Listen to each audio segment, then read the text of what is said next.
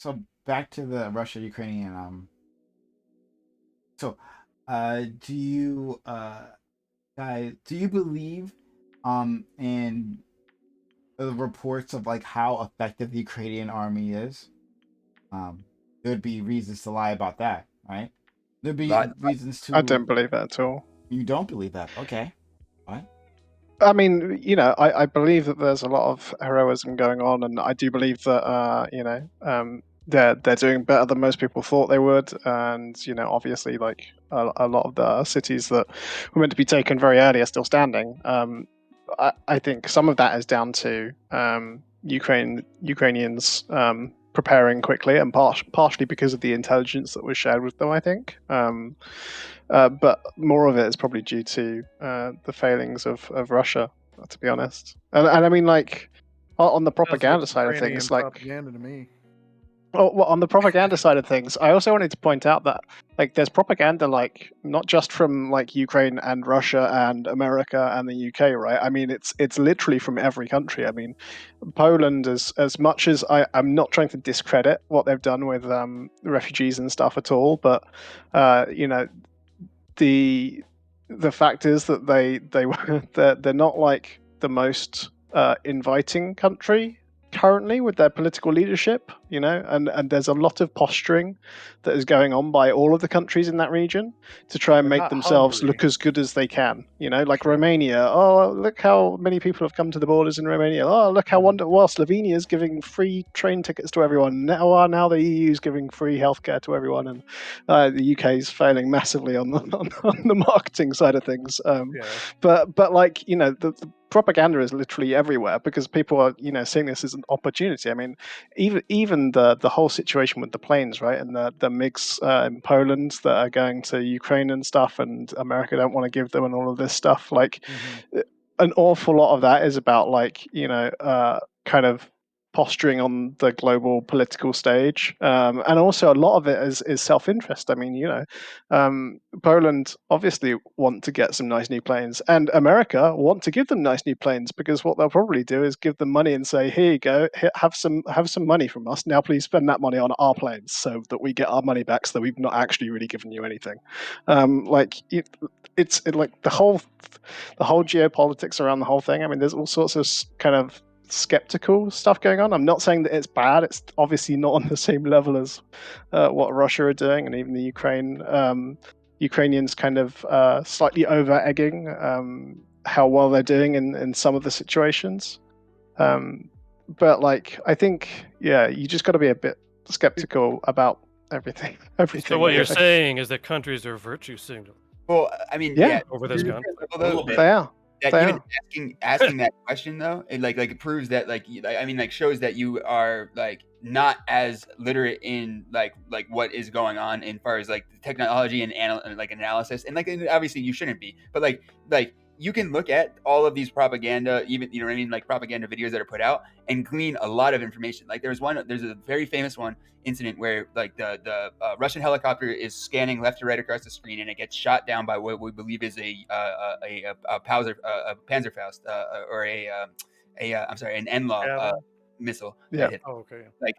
Originally it was reported that like it was a javelin, but like we know that it wasn't a javelin because of the path that it took, right? And so like and reporting it after the fact. But the point is that like the simple fact that incident was observed by that drone, right, that the soldier knew to be stationed there, meant that they had intelligence about the paths that the Russian helicopters were taking, which there is something that they don't normally repeat over and over again, right? Like they try to take random paths so that you can't establish this, which meant that they had been monitoring them at a close enough level that they're able to predict what the pattern was going to be, and then take their random pattern and intercept the, you know what I mean? It's like the amount of other preparation and other things that are inferred by that situation are massive. And so like I think that there is a lot more involvement, or a lot more success has come from the Ukrainian military, right, and the Ukrainian intelligence, and it's probably because of what Western support in some ways, but like also like these are people that are doing their jobs professionally inside of the country, because the military is making most of these things. These are not civilians. Like all those pictures of the propaganda is show the people with the guns, and then switch to like now the people are shooting down the planes, and make like everybody believe that it's the people with the, you know what I mean, like the bakers and the bus drivers that are shooting down the planes, and that's not the case. Sure. It's a professional military that's doing their job, but they're doing it really well, and they're outclassing the Russians, which is good, and like I hope they continue to do so. But like their success is to whoever said it. Like you're right. Like Russia's fucked up. If Russia had not fucked up in all these ways, we would have a very different outcome right now. But fortunately, they did. But Ukraine gets credit too for being there to capitalize on the mistakes. They've also been doing this or like training since like 2012 too. Like, you know, so, since Crimea, they've the Canadians, the UK, and the US have all been there training the military and upgrading their hardware and everything, teaching them modern military strategies and stuff. Like I'm not trying to take anything away from how the Russians have defended. I mean, it's like crazy. You know, like I don't think anyone really expected it to pan out the way it has.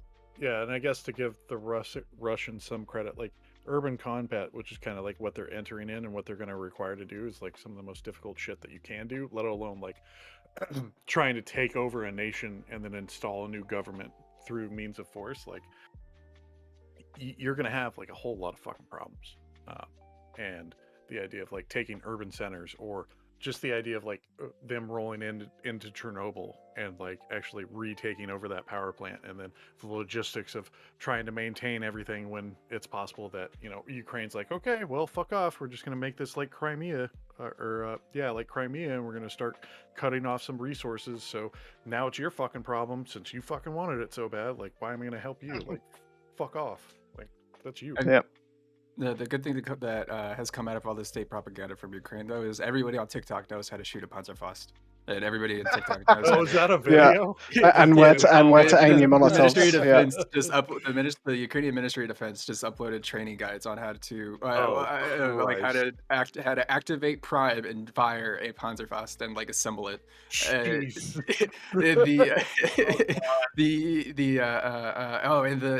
the TikTok girls that are in Ukraine teaching people how to drive ABCs and BPMs. Like, come on. Come on, I'm missing out. I think this is the best. There's no way this is not the government. Say what you will about the IDF. Like, I'm cool with the IDF cat girl for sure. And also like the other thing that's like coming to this is like the consent manufacturing machine has been just burned away on the fact that like they keep taking like showing the US javelins that we're giving them, and they're like, oh, these stupid old batteries, they're like $150 a piece and they don't last very long. So if we had longer ones, we could like do XYZ. And it's like, yeah, like I was literally like looking into it, like excited, like, yeah, we should get the military to give them better batteries. It's like, what the fuck? Like, what the fuck? Why do I care? I guess that is part of the problem, though, right? Like, don't get me wrong, I'm pretty fucking, I'm about as, I like to think I'm as pro as America as logistically possible and still be considered sane, but like, I wholeheartedly can't deny, and that's, I think, part like why I try not to pay too much attention to the news. Like, I can't wholeheartedly deny that, like, I'm pretty fucking bought in that the idea of that Ukraine's mission is just, that Putin has fucking vastly overstepped his bounds, and that this is completely fucking shit show for the world stage. And I view this as an opportunity for America to like step the fuck up, lead, get a little bit of redemption for fucking up in Iraq and Afghanistan. And it's important to remember that as like generations of Americans that grew up during that time, that the reason why it's so important for us to lead now is because we do understand how bad this shit's gonna get. We do understand the idea of like 1 million civilians that we are responsible for in a lot of different ways in Iraq and Afghanistan, that blood is essentially on our hands, and that it's like really important to be a voter and really understand like why this is so important, that American leadership is vital and crucial to the world. Like all these kind of like left wings, yeah, but America did this. Yeah, no shit. That's why we shouldn't fucking allow this anymore, is the way that I look at it. Wait. So how are we going to do that though? Oh, how are we actions? Oh, what actions? You try and support Ukraine as best you can. It's going to be impossible for you to like really directly send troops in, right? Like You're a nuclear power going up against another nuclear power. You're really at the edge of fucking mad as most as you can. Like, you've got to do the best you can and try and sanction the fuck out of them in very horrible and general population causing ways that I may not necessarily disagree with. But the fact of the matter is that Russia is being an aggressor here, and the only options and abilities that we have to solve these fucking problems are these sanctions. Because if not, it's war. And when have sanctions like ever worked? Can you like point like Iran? Iran? Iran came to the negotiating what are we table after clarifying the as, sanctions like, were placed on them. Yeah, like what are we Within clarifying weeks. as like worked? Like They worked. what are our well, parameters? when have they ever like worked towards like changing a government's actions? I mean, they're working right like, now. are favorable I don't know if you've seen the ruble and how many companies have pulled out of Russia. I mean, Yeah, they're working now. Who's that economist or that analyst who like he gave a toast to the stock market or whatever? He said he'd have to be Santa Claus next year or something like that. It was fucking hilarious though. I mean, like genuinely, like from the investing perspective, it's completely untouchable. In fact, it's so untouchable that people are still moving out of China just in case they side with them a bit more. Like anything that's connected to Russia is uninvestable at this point. People are like investors are scared and are taking their money out of everything related to it. And like again, like I mentioned way earlier, I mentioned that London is kind of the home of insurance markets, and again, like you can get insurance for like militaries and for all sorts of for wars, for your currencies, like everything, and yeah, you can get insurance for everything, right? And Russia no longer has access to that, right? It's pretty crazy. When they provide insurance for war, do they like look at your credit score? Like, what's the? Yeah. Well, essentially, that's how it works. I know it sounds crazy, but that's essentially how it works. Everything has got a credit score, right? The reason that companies care about their share price going up is because if the share price goes up, then that's kind of evidence that investors find it valuable. And if investors find it valuable, they can go to a bank and say, "Hey, look, everyone thinks we're doing really well, so you should probably lend us some money at a slightly cheaper rate because obviously we're great." You know, that's basically the way it works, and it's the same sort of thing in insurance markets as well. But like the sanctions just one more thing on that. Would the credit score be like, well, how have you performed in like war previously? Like how, like for if you're insuring? Yes. So if you default, then you get lower credit ratings. So if you've seen where it says like AAA ratings and stuff like that, those are essentially the credit scores for companies and nations, right? So different. That's why the bond rates that you can get in, or I guess what would Americans call bonds? I can't remember now. But the rates that you can get for government debt in different. Yeah, treasuries. Sorry, it completely slipped my mind. Yeah, so the rates that you can get for these in different countries is partially dependent on those ratings, and not only the ratings of the likelihood that you're going to default and how much you're in control of your own interest rates and inflation, if you even have a central bank, because there's plenty of countries that just borrow someone else's currency because it's really expensive to run your own. Like all of these things play a role in it, and like the economics of what's going on at the moment, I don't think people grasp like how major this is. Like I mean, it's like if you look at cryptocurrencies, the amount of money that's flowing through Bitcoin from Russia right now and through other cryptocurrencies is vast, despite the fact that the US and the EU and everyone else is properly coming down on all of the on-ramps and off-ramps into that world. Russians are trying to escape with their money, normal citizens and oligarchs and businesses, everyone. Well, I see what you're saying, and I might actually agree with you. Like that, like maybe the impacts of the sanctions will be like very significant, but like I fucking hope they would. But do we though? Because so here's the thing, like, I don't know if you guys are like big into history like I am, but like, so you guys, if you know about like the history behind World War II, Japan, like, do you guys know the reason why they started becoming an empire was? Yes. Which Japan? Yeah, you know what? Do you want to answer that one, then? Yeah, like yes. Much of the reason was a mix between their internal. You mean Imperial Japan? Imperial Japan. Yeah. A lot of it comes from like competition with wanting to improve to be like equal with a lot of the other nations after World War One, and also their internal strife with their their version of fascism, and also the competitions between the inner. I don't want to give like a lesson because I know it bores the hell out of Prime, but it's a lot of it is mix of many different issues, and also they had a much of a goal of implementing their own form of like Asian superiority on like other small nations as China and Korea and all of that. Well, yeah, that's all true, but like, okay, so I mean, I was trying to lead a certain direction, but like, yeah, you're partly right about one of them, but like, yeah, they wanted it to be equal to the Western nations, right? And, but like, do you remember like what stopped them from doing that? We were doing a lot of sanctions and embargoes, It was oil. trade embargoes with Japan. Yeah, We were blocking them from getting vital resources in order to make them on foot with us.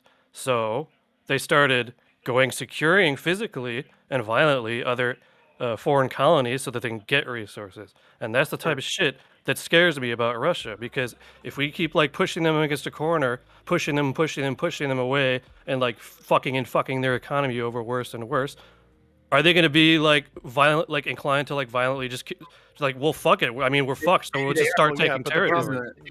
And also, it's worse. It's worse in Japan because Russia has nuclear weapons. Yeah, they have nukes. So we have to just let them fucking just conquer everywhere they want to go. Like no, that's not what I'm saying, dude. There becomes a line, and it looks like the line that we have right now within the functioning societies of the world. It looks like this is the best that we can do. I don't disagree with your idea of alienation and isolation.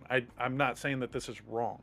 I'm saying out of the opportunities that we've had so far and the options that are on the table, this is one of them. It looks like as of right now, there's no way Ukraine gets Crimea back. Like it seems to be like an Israel fucking Palestine kind of situation at that fucking point, right? Not to jump into that fucking can of worms either, but like at the very least, we've got to stop this fucking action right here.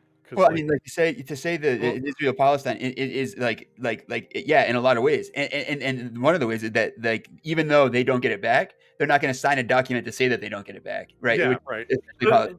To be fair, like when you look at like Crimea, if you ask the most people within Crimea, and this is not based on like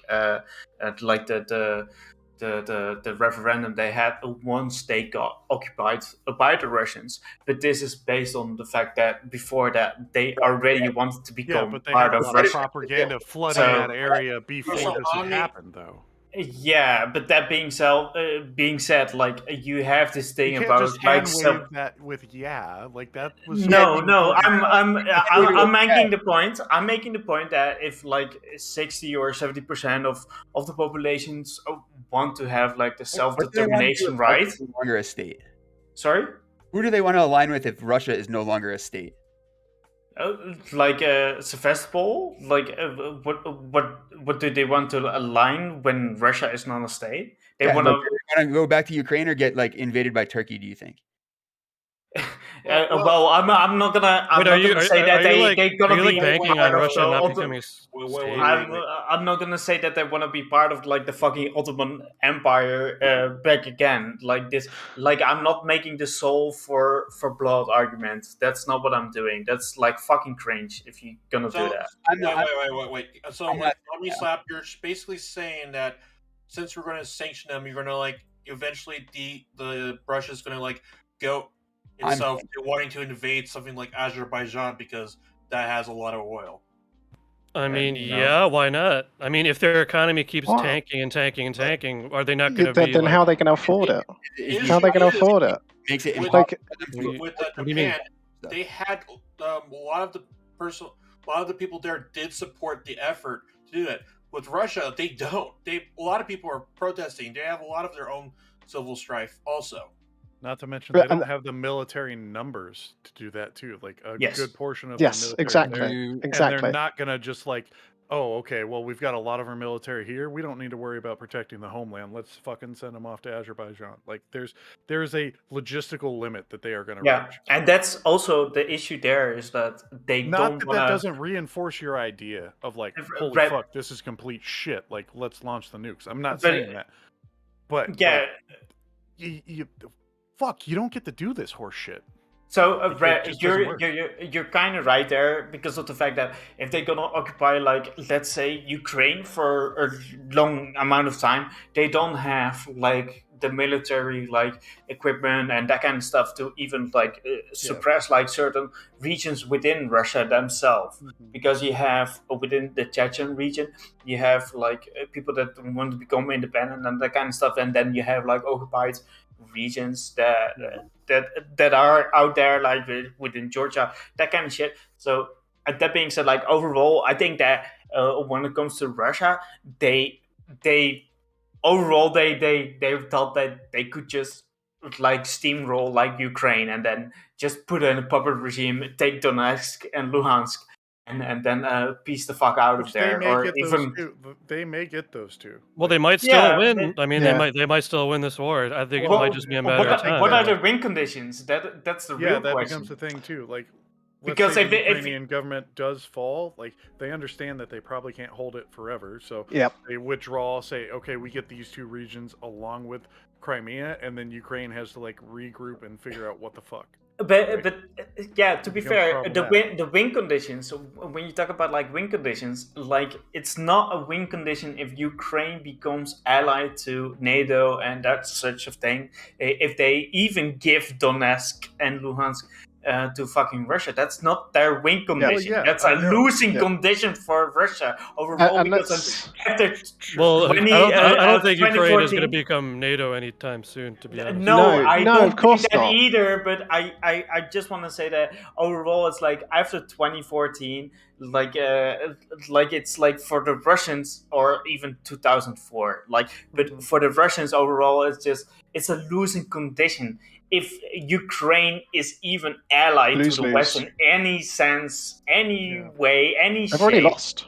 So they already lost. We've been. Why do you know, dude? Okay.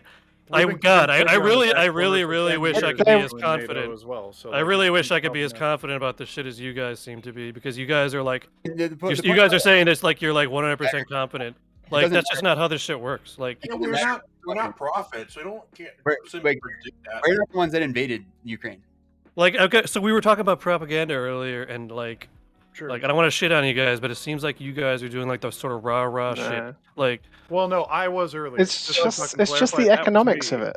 It's just the economics of it. Who's gonna trade with them afterwards, right? Let's say they get peace, right? China? You reckon Ukraine's gonna suddenly be like, yeah, you know what? Actually, let's start trading again. We're your best pals now. You know, same with Europe. No, absolutely not. It's just it's separating the world again, sadly, into east and west, right? No, and Russia is going to try and align with China, and that's going to be their attempted escape trajectory, and that's that's the best option they've got. It depends on the peace deal they get. If you want to go for the Finlandization option, that kind of cringe stuff, which is like Finland in the first place is not neutral because they are within they are bound by the Lisbon Treaty and they are like within the European Union. Therefore, if they're gonna be attacked, they're gonna be like NATO, blah blah. But overall, it really depends on like the peace deal overall. If they get like a peace deal, if they get like a neutral peace deal, I would assume that either they're gonna be aligned with Russia or they're gonna be divvied up.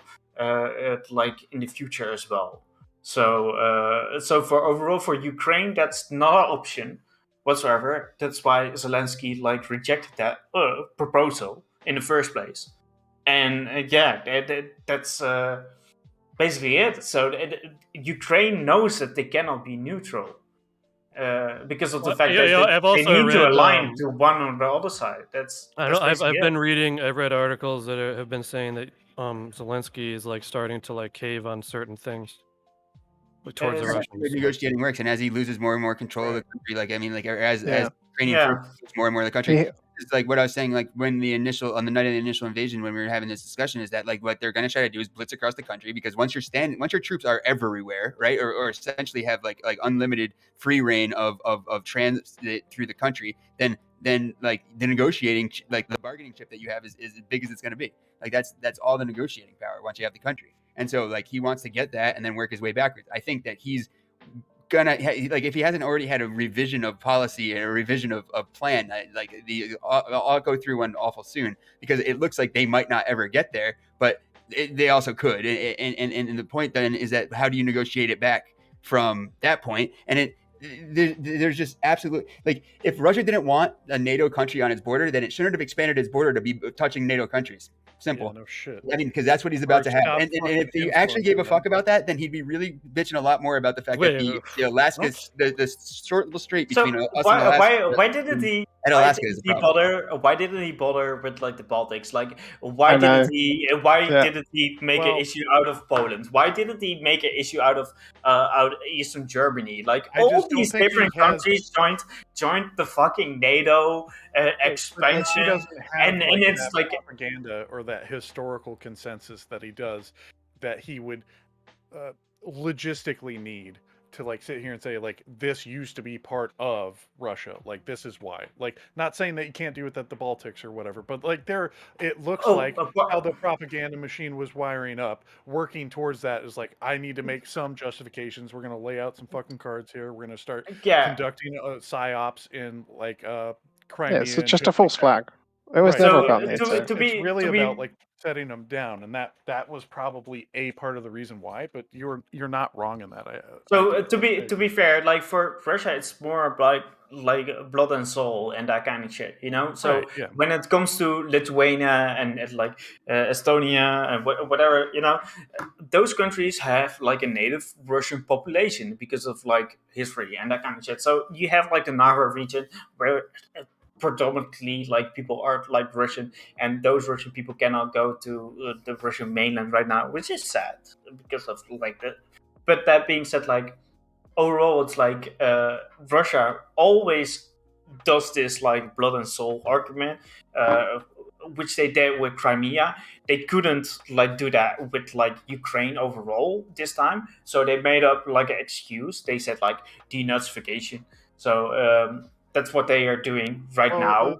It's a pretty effective, like that's a pretty effective like thing that happens, right? Like a sense of nationalistic pride, an ancient history that you were attached to, like because you're just and yada yada. Like I'm not fucking justifying it. I deal with this shit in the States all the time. But like again, when we're talking about why Ukraine, well, there are specific reasons why. So within I don't think that's the major reason, by the way, either. The blood and soil thing, but that's just me. Yeah, but I think there's a whole when it comes to international, it doesn't have to be the main reason. Is what we're saying. Yeah, like, wait, you said it. Oh, you said it doesn't have to be, or it does? It doesn't have to be the main reason. Okay, all right. It has to be a reason. Right. So when it comes to international politics, you gotta remember that we live in like this global system, and where you have to get some justification when it comes to your actions. So denazification is like a great thing to say when it comes to like humanitarian like interventionism. You know, that seems like a really good good thing to do. But that being said, if you strip it down, what Russia really wants is like basically get a Russian political Russian. It's either about like just power, or it's about like getting like certain Russian populations within Russia, right? So get Donetsk and Luhansk within Russia, because there is like a major Russian population within those areas. And the same goes for like when it comes to the Baltic states. So and they've been being killed by right wing, like extremely right wing, like militants, and some of them are Nazis actually. So like you saying that they're like they have no case at all. There's also a fair amount of portion of like hard right wing Russian nationalists that do fall under that same like Nazi ideology. Like of course, if you're going to talk about the Azov battalion, of course they exist. Are they politically popular? No, not necessarily. Is there a chance they might, because they're effective war fighters and some of them will go off if this Ukraine thing kind of like pops off in the right direction and become more popular? Yeah, of course. That's well within the possibilities. That's not something that we want to fucking have happen. Well, but I don't know if there's like so you say it's true that there are like Nazis in Russia as well, but like there's Nazis in the States too. Yeah, I know that. The Russians actually have like counterpart for the Azov Battalion. It's like the Russian National Unity is like an actual branch of the is like an actual subsidiary or branch of the government, and they are explicitly neo-Nazis. But okay, are they, even if that's true, are they using these Nazis on the front lines? Yes. Yeah, of course. And they're committing war crimes like they have been? Yes. Well, yes. It depends on how we're going to make our parameters for war crimes, though, right? Like, it's the war crimes. The winners don't get charged with war crimes. The losers do. That's the way that works. I just imagine people that join the military, like overall, I think they are more like patriotic, at least to speak. And they are probably also more nationalistic overall. When it comes to the Azov Battalion, I think every nation, when it comes to having 200k soldiers, you have some really bad apples in there, and you need to weed those out. But when you talk about the origin, Omnislab, because I think that's pretty interesting. When you talk about the origin of the Azov Battalion, it was they needed to defend themselves, so they took everybody in. They had some really bad apples that came in. So I definitely agree with that. That being said, when it comes to Russia, they have the luxury of saying we will prevent those bad apples to come in, and they were just embracing the bad apples. So what's your response on that? These right wingers were also a big reason why the Obama administration only sent blankets and fucking MREs during this time in Ukraine. We didn't specifically send them weapons for this exact reason that got cited in Congress. And it wasn't until they kind of sucked them up and then sent them off in a different little spot that we were like, okay, we're going to start sending you weapons circa 2016, 2018-ish. The Ukrainians were using Azov Battalion because they just lost Crimea. They essentially had zero military. They had a neo-Nazi group that formed their own militia and decided that they were the military. So what were their options? To fight them? Because that was the other option, right? They either say, okay, you can have your own special unit, but please tell us what you're doing and don't start any wars, right? Or they try and arrest them all, or fight them all, or expel them all, or something. Well, are you aware that these Nazis were active as well in the Euromaidan coup? Well, coup. I mean, it's called a coup by some. It's called a revolution by others. Sure. But again, they were in that as well, though, right? Yes, because they're militant actors. Yeah, exactly. Yeah. And they involve themselves in these acts, so you need to do the best you can to fucking. At the end of the day, they're neo-Nazis, right? But they're nationalist neo-Nazis, and they had a puppet dictator installed by Russia. So of course they're going to be there and try and stand up for Ukraine, which they identify with. They identify with Ukraine. They identify as crazy neo-Nazis as well, so yeah, of course they're going to be there. And also, it's a fight, and they're neo-Nazi militia. Of course, they'd be there even if they weren't involved. They'd be like, "Oh, a fight." I think I'm not sure if I call Yanukovych a puppet dictator, but we got a few people who came in. I want to let them in. Before I do that, guys, if you are enjoying this content, consider supporting this channel. Hit that follow button if you haven't done so yet. Because we're always streaming, but consider supporting the channel by subbing to the channel, gifting bits or gifting subs. That's how I keep this content alive. So you enjoy having this space where we can have these conversations, right? Yeah, then help out the channel. Or you can use our PayPal button. We have a PayPal button below. Consider hitting that up. It's great ways to support the community. But yeah, sub to the channel, gift bits, gift subs. You'll get ad-free viewing, right? You'll get our emotes. Also, you'll be keeping this space open, right? So guys, if you enjoy hitting this place up, right, nightly, well then be so kind, help us out, sub to the channel. If you enjoy what we're doing here, sub, gift bits, or gift subs. I forgot what's the last time? Yeah, gift subs. Yeah, use our PayPal button. That's also a great way of supporting this community, but need your help to keep it active. So let's go to Only Facts. He's been sitting here for a little bit, and then Wincoat, and then our friend Chinchilla and Dustin. Oh, hey Primes, thanks for having me on. I don't have much to say other than well, I do, but I don't want to say too much until I see where this goes. But just from what I've gathered so far, I'm a little kind of dismayed with some of the glib like reaction to like thinking that everything is almost said and done, or it almost seems like everywhere I look, everybody's kind of writing, as I said earlier, Putin's obituary. Uh, this is not a defense of Putin. He can go straight to hell, but everybody is like, I know we live in a hyper fast social media world. We're only 2 weeks in. I keep mentioning that, America took 5 weeks to get to Kabul, which then takes me to my second point is I'm getting really annoyed by hearing people online say lefties use whataboutism when in reality there is no whataboutism here.